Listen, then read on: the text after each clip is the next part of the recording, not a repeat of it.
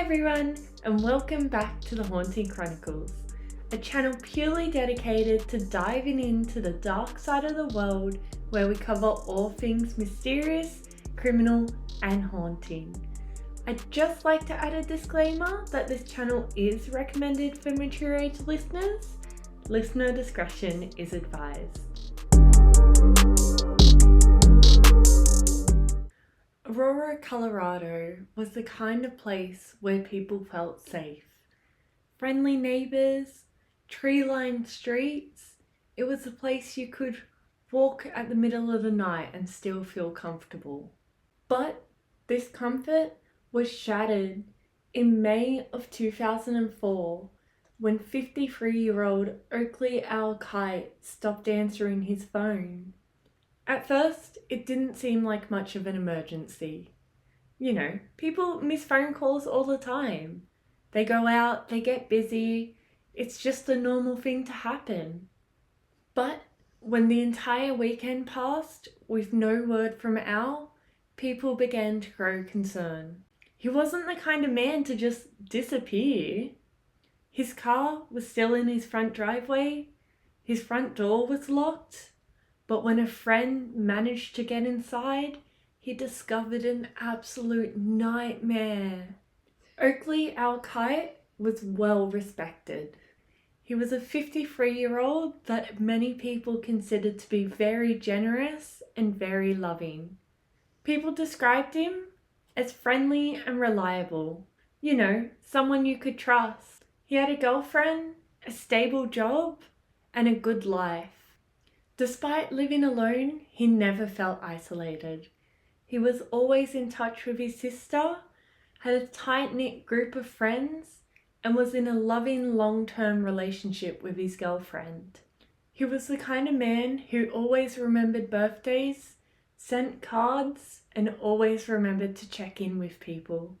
But in spring of 2004, his life would change forever.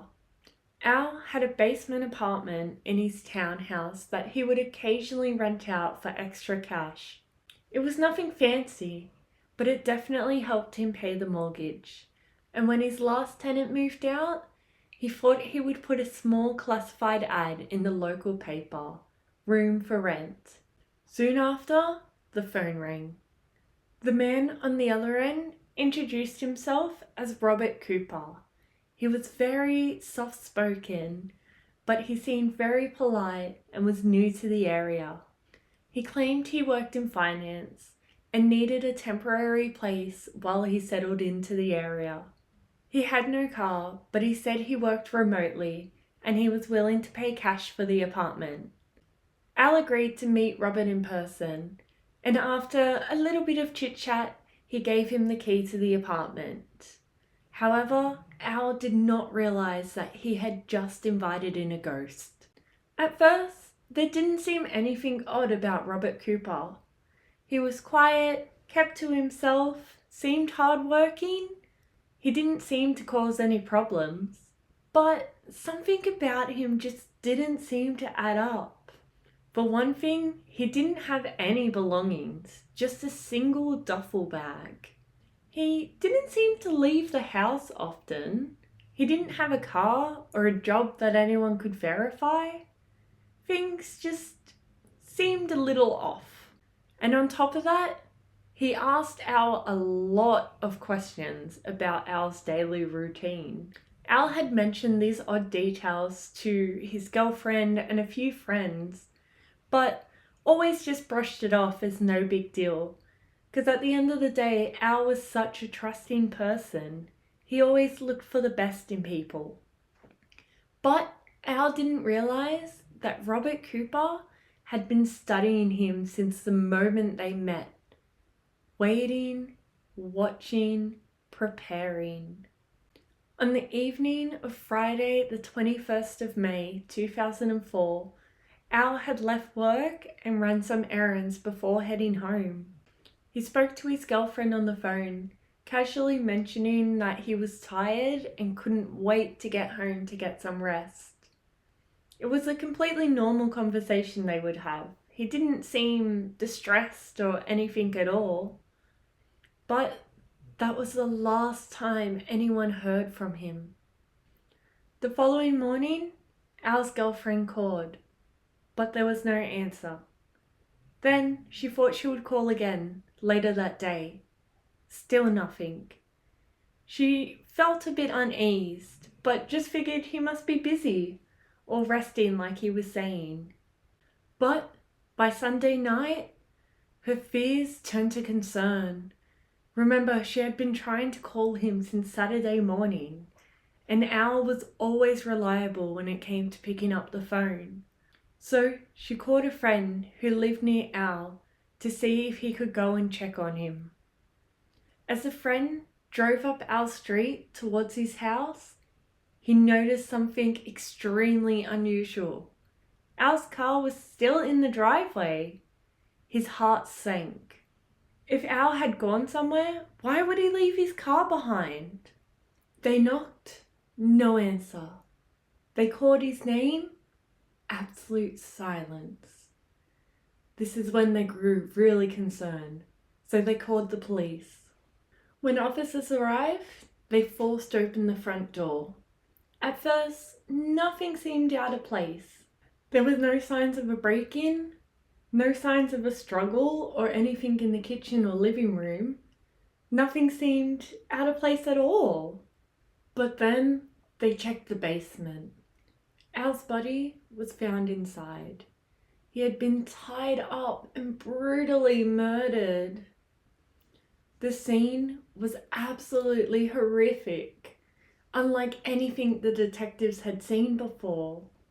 Al had been restrained for hours, possibly even the whole day, and subject to various methods of torture. The exact details of what he had endured is just too disturbing to describe. But what was clear was this wasn't an impulsive murder. It was methodical. It was calculated. The killer had taken his time. When investigators started looking for Al's new roommate, they quickly discovered that Robert Cooper doesn't exist. The name was fake. The references he had given, fake too. The address he had put as a referral was also fake. Everything about this Robert Cooper was a lie.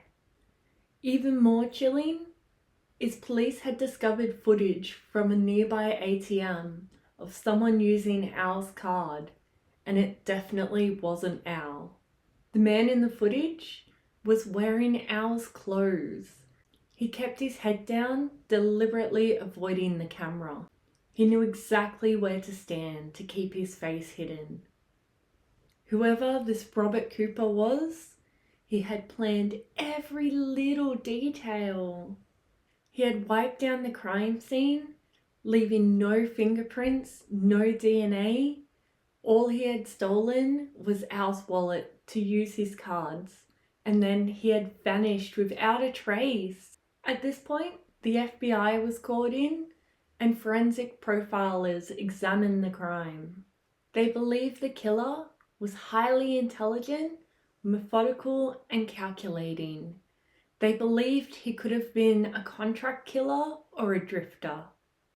Some experts even theorize that this wasn't his first kill. It was too clean, too perfect. He knew exactly how to not leave a trace and vanish. But what makes this case even more terrifying is a lack of motive. Al Kite wasn't involved in crime. He had no enemies. He had no outstanding debts. There was no reason to target him. He was completely random. To this very day, no one knows who Robert Cooper is. This case still remains unsolved. Despite extensive investigation, forensic analysis, constant interviews with eyewitnesses, he has still never been identified. So who is he? Was he a professional hitman? A serial killer? Just a drifter that ended up in the perfect place for the perfect crime, moving from town to town, just attacking unsuspected victims. One thing for certain is so far he's gotten away with it. And if he got away with it once, how many more could there be? It just sends chills down your spine to think he's still out there. It's been 20 years since Al Kite's murder, and his family and friends still wonder who done this. Somewhere out there, a man has walked away from this crime. Never caught, never named. Well, maybe he's still out there. Maybe he's changed his name. Or maybe he's found his next victim. And that's a wrap on the horrible unsolved case of Al Oakley Kite. Join us next time as we continue to explore the dark side of the world. If you like this channel, remember to subscribe for more. Thank you so much for watching. And remember, stay together, stay safe. Bye for now.